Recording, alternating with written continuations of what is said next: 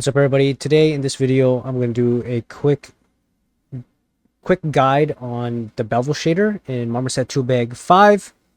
So here is just a little quick scene that I tossed together, and you can see that there's sharp edges and things like that, right? There's like sharp edges here. There's no bevels on these kind of cases. So how do you quickly get the bevel shader working? Well, first off, you need to make sure that you're in the render mode. You need to change this to ray tracing. And then in your materials, so for me here, this is the glass. You need to make sure you go, so I have the glass selected. This is the glass material here. For some of you, it's probably going to look something like this if your interface looks different.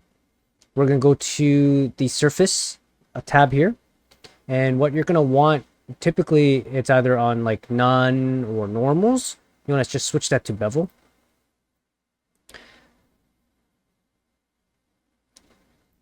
Once you have that set to bevel, you can now change the how much of it you want. So for me, this is like a little small little asset here. So typically I think it comes in at like 10, which rounds it off quite a bit. So for me, I just kind of put it onto 2, and then if you put this to like 0, you can really see that there's nothing there, right? So for me, I put it on 2 here. I have it put onto these kind of shelving units as well, and I believe on those shelving units I have it set to bevel. I have it set to the 10. So yeah, that's how you quickly just turn on the bevel shader in Marmoset Toolbag 5.